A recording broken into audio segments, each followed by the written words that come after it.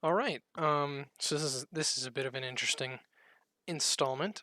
So as the title suggests, I'm going to be talking about this i7 here that I bent. I actually bent this earlier today, and if, as you can see under the lighting, the sort of the top of the CPU here is all kind of bent up. I have a couple other angles. Yeah, it's a pretty bad bend. This thing is basically a paperweight now. Um, and so the reason this happened, so I was working on yeah, another angle. Yeesh.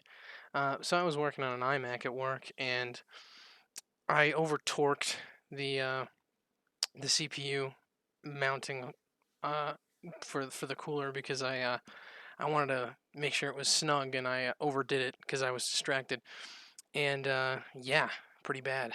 Uh, So, it's essentially a paperweight now. It didn't end up being a huge deal. We had another processor, but yeah, it's an i7 7700K, and it's bent, it just badly, and it sucks because I believe that part of like I think from a Buildzoid video I saw a while ago, that this like fourth of the card is all V core, like it's all power to the or processor, not card. It's all power to the processor. So this thing is like never gonna turn on again. The the the substrate is too bent, and I wouldn't be super surprised if I pulled off the IHS here and the die was cracked or something like that. Um, so yeah, pretty severe, and I'm not exactly sure how this is one of those things that you do, um, and that you kind of can't believe that, like, because it's something, it's such a basic thing, right? Mounting the CPU in a computer as you're building it. And I think about there was a clip from when Threadripper was, I believe it was first gen Threadripper, and it was these dudes, I don't remember who, but they were building a Threadripper system on a live stream, and they over torqued the mounting hardware, and they broke their motherboard. And I was like, huh, that would never happen to me. And I remember watching Linus in a video like a year or two ago. He had a Xeon Platinum, and he dropped it, and it hit the edge of a desk, and it like split the edge of the substrate. And I was like, huh. I imagine doing that to a processor, and I did that today. Uh, kind of eye opening, and I actually got to hold on to it, and I have it here, and it's definitely a reminder that you're never really done learning about anything.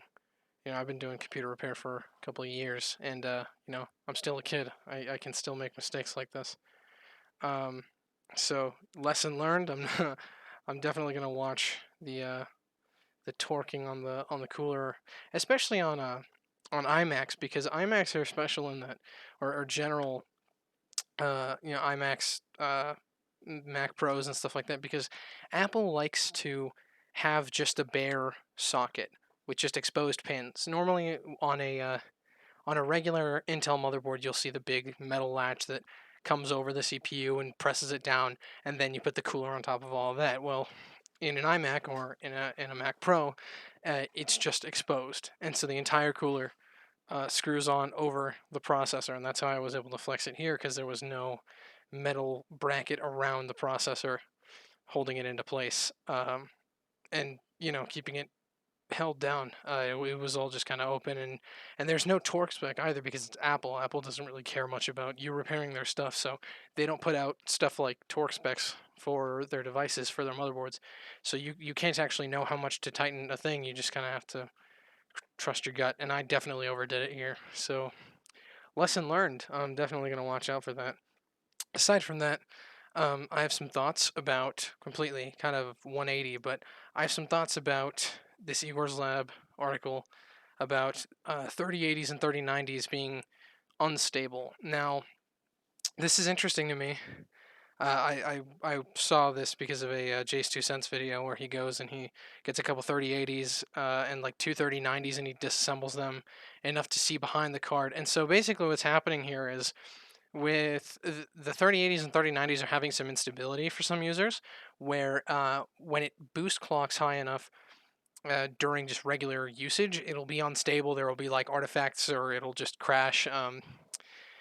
And apparently, it seems to be because of the power delivery right up to the GPU. So it has to do with these 6 capacitors that sit right behind the core on the other side of the card here. And so basically, there are these big here the there are these big POS caps, these capacitors that are kind of cheaper, larger single capacitors that they can put in this array of 6 capacitors instead of these MLCC capacitor groups. And so these are smaller and more expensive, but the power filtration on them is much more clean. Like there's less electrical noise if in the power going to the GPU.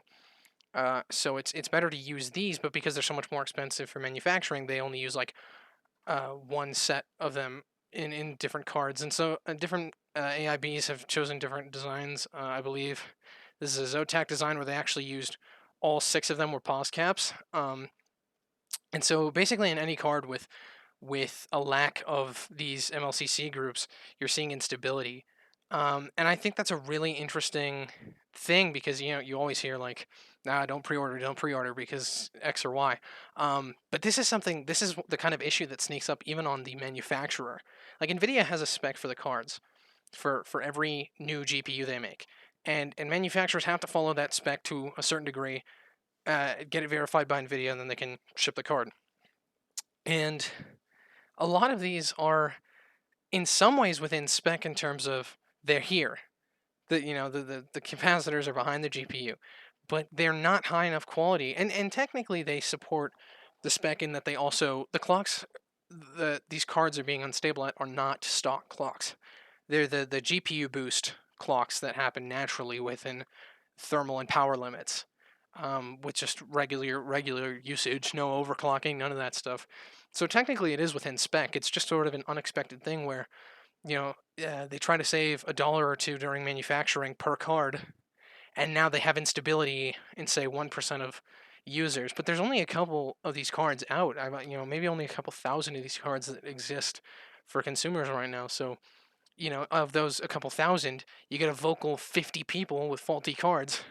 That's an issue, and that'll keep being an issue until they either in manufacturing change the process for future cards where they use more of these MLCC groups. This is the ASUS Tough, and this one seems to be in really limited availability. But this has all 6 banks using MLCC groups, and so it looks like this card's probably going to overclock really well, and it's probably going to boost really well and be really stable because it's got a lot of really clean power filtration.